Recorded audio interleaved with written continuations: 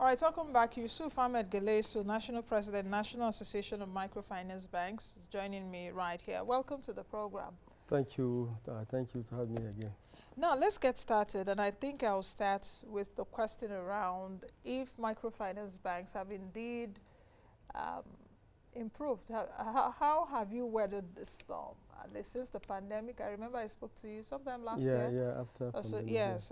yeah. How have you all been able to weather the storm? Are you still weathering it? Are pandemic shocks still affecting you? Thank you very much. Like you know, if we say or anybody says that they've already weathered, the pandemic issues, I think it's a lie. We are still struggling, as any other business in the country. We are still struggling to find our footing. But the pandemic has really opened our eyes, because sometimes when there's challenges, you see opportunities there. Now that has informed us to seriously look at alternative ways to deliver our banking services outside the normal, ones that we've been doing. So our members are now forced to embrace technology, because that's the only way to get out of this kind of issues. Okay, you talked about struggles. That's your members and microfinance banks in Nigeria are still struggling. I would like to know what exactly are those struggles? Well, the major one for now, which I had you mentioned in the introduction, is about the recapitalization. Okay. Now, we all know our stock in trade is money, okay? And CBN in its wisdom is trying to improve on that for us. But the main issue is this amount, the percentage of the increase that we are required to plow in, is what we are talking about. It's what we are struggling to see that we can achieve better. Like I've said before, 1,000% increase in minimum share capital is too high. Not all our members will be able to achieve this, and I know a lot of our banks are suffering now. Some are skeptical, they are in fears, and I think for any good business, it's not good to put the operators in fears. So you will be getting very little from us now, because some of us are thinking that can we really, without the storm like you said, can we really achieve it by the deadline given by central bank? And I am saying here categorically clear that most of our members will not be able to do that. And that is why we have been engaging in advocacy with the central bank and any other body that we feel that can come to our aid. Increase the deadline to 2025 and then reduce the amounts from 1,000% to 500%. I think once that is achieved, most of our members will be able to. You see, in every business, you are allowed to grow by organic growth, okay? But this one is coming by fiat, from 20 million to 200 million, from 100 million to 1 billion, from 2 billion to 5 billion. I think it's way up there. Our members will not be able to achieve that. But we are trying, like I've said, those that have the wherewithal, we are trying to see that we achieve that. Okay, let's stick with the recapitalization issues a bit. I know the last time you were here, you also told me that engagement and that you are in talks with the Central Bank of Nigeria. Right. The Central Bank of Nigeria did say, okay, recapitalization, gave you a deadline. Yeah. Speak to me about what has happened between then and now. What kind of engagements are you having? I know you said a bit, but I want you to really go deep in it so that we'll understand, as of now, is the recapitalization process still on? Or what levels of talks are you with the Apex Bank? Yes, you see, it's a little bit difficult to engage your regulators. They come up with the policies, but we are the practitioners, we are the operators. And we are saying this is a feedback from the operators. This thing we believe you are doing in good faith. This thing you are doing, you are trying to enable us have enough funds to play around with to do our normal banking business. But we are saying, by fiat, giving us that 1,000% target, and within this short time, it's not feasible. So the engagement that we have been doing with Central Bank is, please, and we have written like I've told you, and we've been sending reminders. We've been having COMBI meeting, that's Committee of Microfinance Banks meetings. That's the only official engagement that the CBN has with the operators. And each time we go there, we keep telling them, one, the level of preparedness by our members, and then two, we continue to ask them, extend this debt for us, reduce this amount. But it's like, as a regulator, they are not shifting grounds. And we will not relent. We will continue to do our advocacy, And I think, by the grace of God, before that April deadline, something will happen. And I think our members will be able to now to relax and do their business the way it should be done. We should be allowed to grow, have organic growth. But to come by fiat and then tell a business that you are not funding, that you are not assisting in any way, that they must increase their share, minimum share capital by 1,000%, I think. But the CBN did that for the banks. They did that for commercial banks. So, no, why are the MFBs struggling, and why are the MFBs complaining? You see, let me give you a very good... The banks, for those that couldn't meet up, struggled, some died on the way, some merged, and some other models came up. So why the microfinance Let me tell you why the difference is there between us and the regular, commercial banks. Say in my village, in Gyallsu village in Zaria, we have maybe a microfinance bank with 20 million. We are able to, deliver services to the community. Because don't forget, any microfinance bank you see, they are community-based, okay? Now, the minimum share capital that I had a choice to go for a unit license is that, look, with this unit license, I will be able to now deliver services to my people.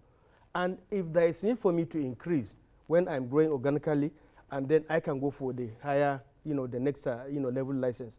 But if with that unit license, I'm doing what I'm in business to do, I think if you force me to have more money, one, that is going to be capital overhang, I will be left with a lot of money that will be idle in my vaults, and I will not be able to be given out as loans. And that is counterproductive to us, is at a cost to the banks.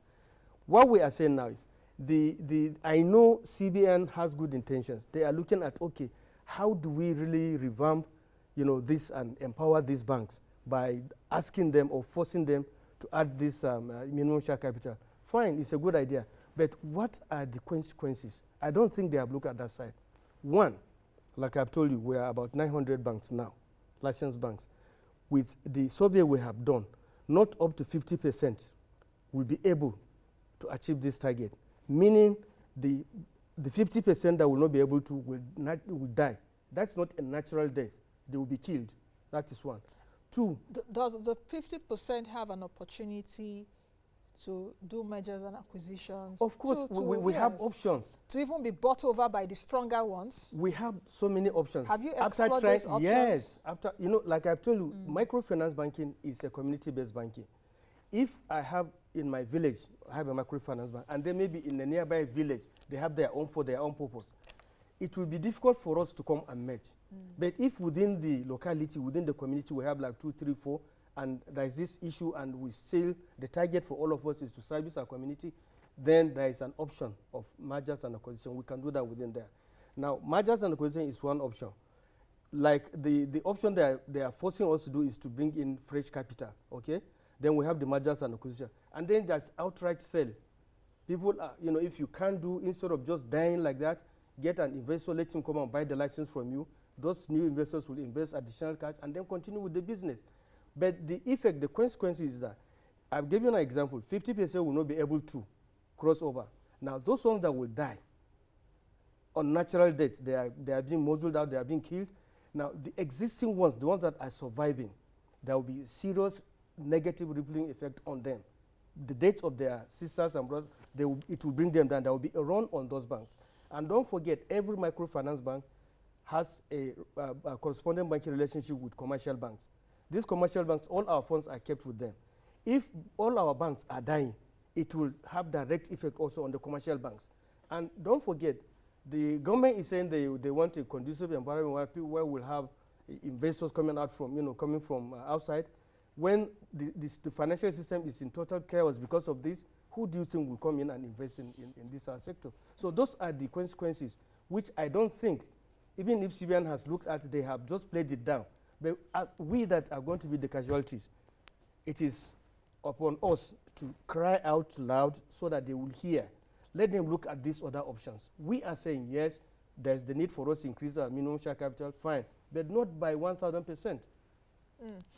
It seems like, for the microfinance banking segment, which you represent, it seems like people have been crying for so long. Yes. Yeah, because not even in this administration, I think even in the last administration of the CBN, there were also talks about recapitalization, which you also disagreed with. So the thing is, what time will you people be able to recapitalize? Because this issue has been there.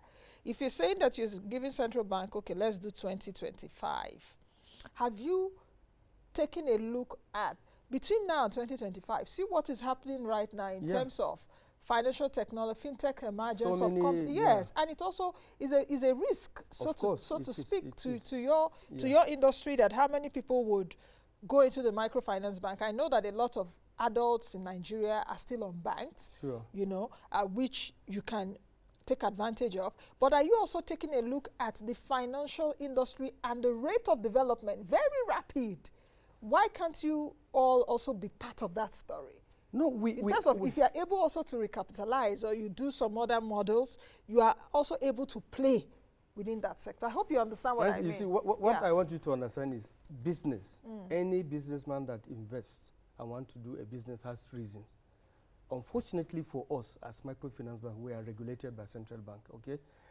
It's not unfortunately or fortunately. No, it's unfortunately. Because no, but you should be regulated because you are taking people's money. Of course, we are taking people's money, and so that's why we are giving the license. Yes, so it's not unfortunate. We are not saying that shouldn't be regulation. I am saying for any business, okay, that is on, that is continuity there. You want to be doing your operations, you know, growing by the day. You understand? And so it is in your best interest to grow. Whatever you are making, you plow it back so that you are having more strength, having more capital base, so that at least you can do more and larger, businesses, loans. But where you are forced to do, that is what that's the word. We don't want us. You don't force a private business to increase its share capital just like by fiat. Now, if we are allowed to have organic growth, now definitely those that are able to continue their businesses, because don't forget, every year CBN, NDIC, they come to our places, they come to do examinations. And then when they do the examination, one of the major things they do is they check your minimum share capital. Are you within the threshold? If you are not, they will compute it and tell you that add this, you must inject this amount, so that at least you are within that minimum. That is how you should continue. But not just to come and say, no, by so time you must do this. What we're advising is, and the right thing to be done is, okay, we have given you this, we are saying by 2025. Okay, that this is what the association sees after discussing all the options with our members. Allow us extra time to 2025. Reduce this amount to this amount that we have, asked, the 50%, 500% instead of 1,000. And then for now, because there is a policy in place, any new entrant that is seriously looking to come and invest in microfinance bank and set up a microfinance bank, such new entrants already will have had that new policy that if you are going for unit rural, you must have 50 million. If you are going for unit urban, it is 200 million. If you are going for a state license, 1 billion. If you are going for a national license, 5 billion. So any new entrant that is applying for a license now, whichever one he has chosen, he should be able to meet that minimum as set by central bank, because they are coming in to start playing. But for those ones that are existing and playing every day trying to grow, they should be allowed to grow organically and then give us that deadline of 2025, so that by that line, we are the ones that mentioned this date, and we know what we are doing with our members. We know all the options that are open for us to ensure that our members, most of our members, cross over. So anyone that is not able to cross over by 2025, at least we have gotten the time and we have gotten the reduction. And so anyone that is not able to go will die. That one, he will die naturally. But not this by fear that by this time, by April 2022, we must, there will be a lot of casualties. Which is like 2 months from now. About 2 months now, yes. There will be a lot of casualties. Okay. And it will not be good for the financial system at all. Let's take a look at the categories within the microfinance bank industry. You have the unit, I think you have the regional, you also have the national. Okay. Among these three categories, which category is the one doing well? And I hope you understand what I mean. In terms of impact, In terms of, yes, in terms of impact, it mustn't necessarily be because you are big, you are better. Yeah, yeah. In the case of Nigeria, we are big, but we are not better in terms of our GDP. We are just fat. We are not better. You know, so in terms of impact, in terms of micro lending to small businesses and sole entrepreneurs. So which category of microfinance banks, I guess you would have done a study about this, you know, but which category of microfinance bank fits this? Well, for us, from what we have done, from the study we have done, the unit broken into the rural and the urban, they are the ones closest to the communities. And the majority of the customers at the bottom of the pyramid, that is where they are, the grassroots, and that is where the attention of the two-tiered, you know, unit. That's the urban unit and then the rural unit. And then to some extent, the state. Because for the state, you are now coming into within your state to play at the various, you know, maybe highly commercial areas where you need to take on a lot of people into the net. And then at the national, they also have their own advantages because of the spread.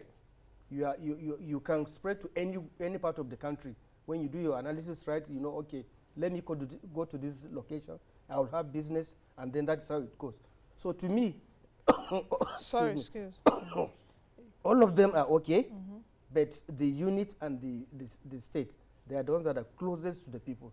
But don't forget, even the ones at national level, they are not just there at national, they are spread all over. So and so they are also playing at the grassroots and, you know, local levels. So all of them are important. What you have successfully done is to tell me the importance and the significance of each category. That's right. Yes. What I'm asking is that out of all these categories, which category of microfinance banks among unit, state, and national are really impacting Nigerians? That's actually what I'm asking. No, the unit definitely. Is the one most impactful? Yes. Okay. The unit, yes. Okay. Yes. Let's talk about now that unit microfinance banking, because if you take a look at the concept of microfinance banking, I don't know if it's up to 20 years old or at least more than that, from the father of microfinance bank, which is Muhammad Yunus of Grameen Bank in Bangladesh. We've seen how what he did. In fact, I think he received the Nobel Prize because of of that, either 1986 or thereabout. Now, if we take a look at the unit microfinance bank, which is supposed to be like this model that was set up by Muhammad Yunus in terms of being closer to the people, you know, do you think that we've successfully done that in Nigeria? And that's one part of the question. The second part of the question is, how many Nigerians really know about microfinance banking, especially even at that level? Because when someone thinks of, oh, I have a business or I have a farm, I just need money to upscale my farming business and all of that. Either the person in that rural area is thinking, oh, who can borrow me money? Certainly, that I will pay back. Or is there a family member that can loan me money? I don't know if the concept of microfinance banking at that level is there. Okay, you see, it requires a lot of public enlightenment. As I'm sitting with you here today, you're an elite. When you go out there in the public and you say microfinance bank, the first thing that gets to the people's heads is that this is a place to go and collect money. You understand? They don't see microfinance bank as a full-fledged bank. You understand? It's just the name that micro because of the kind of businesses that we finance. You understand? And then to answer your other question, yes, example of Grameen in Bangladesh. You see, that is one major problem that we're having. We will go out there where it's successful, borrow the whole model, and then bring it down here. We don't customize it to our own environment. We just borrow from outside and then drop it on us, and you think it will work like that one. No. Nigeria, like you said, is a very, very delicate country. We have the market is there, over 200 million. It's not a joke, okay? And the major problem that we are having right now is delinquency. You give out loan, people don't see, they don't believe that this is somebody's money that you take to support your business, and then you need to pay back so that another person will be giving. So that public awareness is what we are doing every day. We go around, do stakeholder engagements. We put jingles on the radio and TV. That this is what microfinance bank is all about. Okay, this is how, go and save. From saving, when you need support, apply for loan, you get it. But their main idea is, I have money for savings, I go to a commercial bank and save. But when I need money to support my business, they come to Microfinance Bank. Where are you going to get the money to do that? It's from the savings that we mobilize that we'll be able now to loan out. But where all the monies are going to commercial banks for savings, and then when it is loan, they come to us because the amounts they are looking for, it will be a distraction to the commercial banks, except a few that have special products for microfinance. That is where they can sell. But how many of them have that? So most of them, they run back to us. Because for us, you come today, you apply, once you meet the requirements, we give you the money. But when you go to a commercial bank, it will take you some time. Okay. What are those requirements that people need to qualify for, to be able to get microfinance bank loans? And I want to disagree with you a bit in terms of what you said about Mohammed Yunus. Yeah. If that is copy and paste. I think the Mohammed Yunus style is just about, you know, micro lending for the very poorest of people that will not have access to traditional banks loans, definitely. Do you understand? So I think that model is just basic, which I think the unit microfinance banks, if you go to a village, you have very poor people that they'll be able to. But to an extent, I understand what you're trying to say, but the concept itself, I don't think is bad. No, because Nigeria is a country of the poorest people in the world. Yeah. So microfinance banking should even be a very good model right now in Nigeria, so that a lot of people will be financially included that is what and get us out of poverty. We that relate with these poor people, when you go there and see the energy, the sweat they are doing to eke out a living, you know these people are not that poor. And they are very, very loyal. These are the ones that will take loan and they will pay back. They will pay back. You understand? Especially women. What I'm saying is, like in where you just, like in Bangladesh, it's like a one religion country, you understand? Now, that is a place, and some places like that, where microfinance has thrived.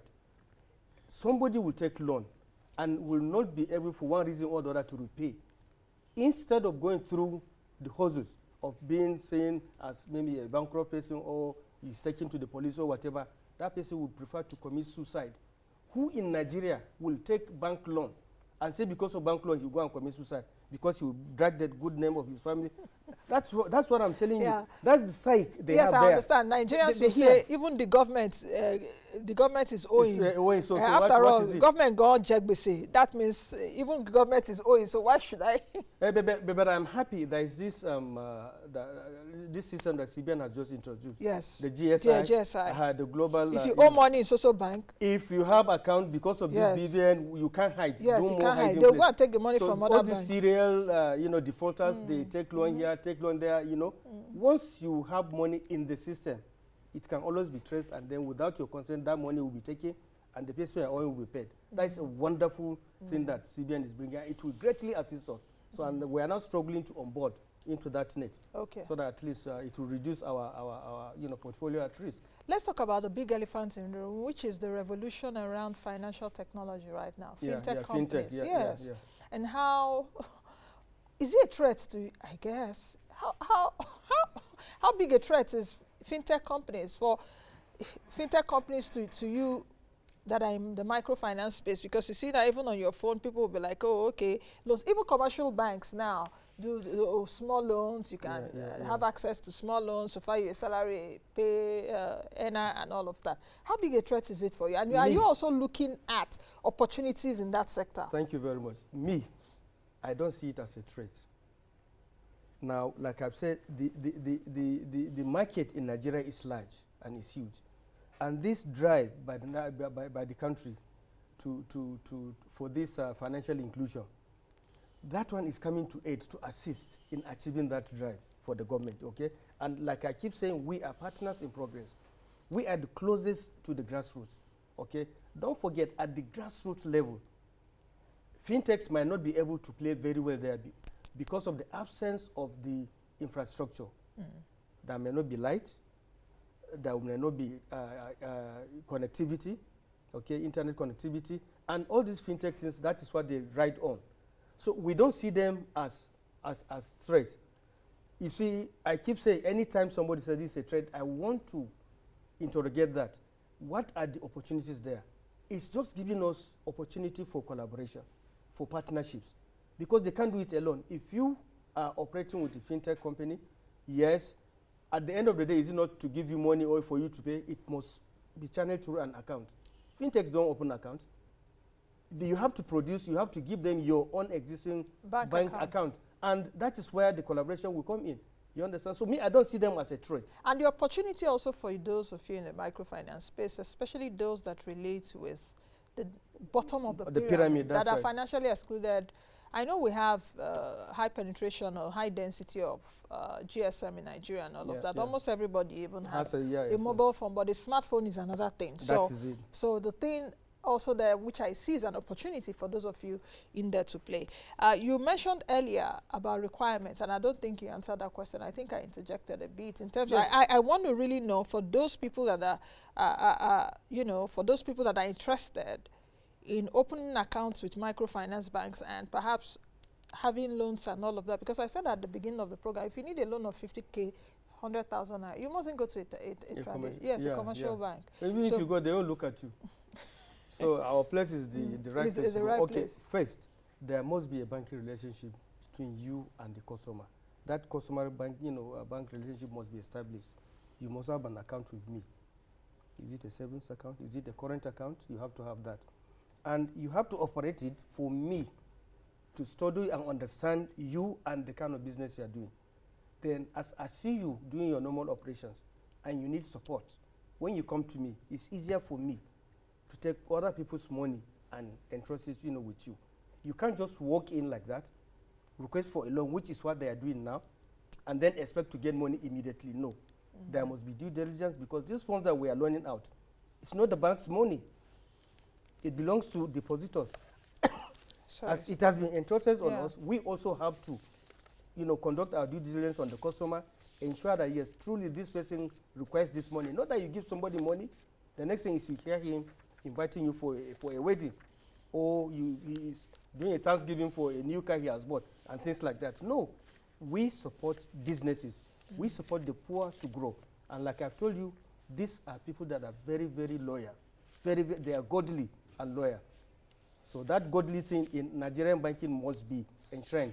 If not, I don't see somebody taking somebody, banks, money, not paying, and then committing suicide, because that one, it will be a stigma on him, his family, and things like that. Okay. But this is what happens outside. If we want to take a critical look at the loan-to-deposit ratio, especially in microfinance banks, how would you assess it for me? The loan repayments, is it, how good is it? Well, when we talk about loan in Nigeria, it cuts across, because it's the same Nigerians that we are giving out this money to. Some will come to us, take the loan, still go to commercial bank, take the loan. So their ability to pay is almost the same across the board. There are those that from day one, they are taking the loan, they know they are not going to pay. You understand? We have a lot of such, but we are not magicians. That's why I said that relationship for say 3, 4, 5, 6 months. We'll study you, we'll see how you are operating. Are you somebody that can be entrusted with money? So but it cuts across the same Nigerians everywhere, and so the repayment is very low. Okay. That's why we have very high portfolio at risk. That part, we call it PAR. Okay. The required is say portfolio at risk, not more than 5%. 5%, yes. But it's way up there. When you do the average, industry average, it's very high. How has the National Collateral Registry helped? Yes. Because with the National Collateral Registry, if I have a bicycle, I have a piece of jewelry, or I have a television set, that person can use that as a collateral. Collateral, that's right. And also improving the credit profile. How has it helped? Yeah, it's helping, but like I'm telling you, there is this need for awareness of even our members. This is something that is out there to assist us to protect the depositors' funds. So we keep saying, go and register. Anyone that takes loan from you, even though microfinance by law, we are not supposed to be relying on collaterals, you understand? But at least it's a soft landing for you. Make sure that you have something. That once you register it at the collateral registry and something goes back, automatically you can realize it and then get your money back. But how many are ready to then are embracing that and doing it? So that's why we're saying people should go and register. Okay. Just finally, because we have less than a minute to close, what is the outlook for this year for you and your colleagues? The outlook for this year for me and my colleagues is, one, we are appealing to the regulators. This proposal that we have given, we are partners in progress. Please reduce this minimum share capital, extend the time to that 2025. Not just for us. Whatever we are doing, we are serving those people at the bottom of the pyramid. If we go out, if we're out of business, these are the people that will be directly affected. So our talk is a dual talk for us as banks and then for our customers. So they should please listen to us, allow us, or at least when a policy like this is coming up, let's sit on the, on the table. We want to do this. This is what we want to achieve. You are the practitioners. You are the, how do you think we can get this thing done? And then we rub our minds. And once that is done, do you think we'll come out and then be against it? No. Okay. I think we'll leave it at that. Many thanks. Thank you very, very much. And then continue, help us to pray. Thank you.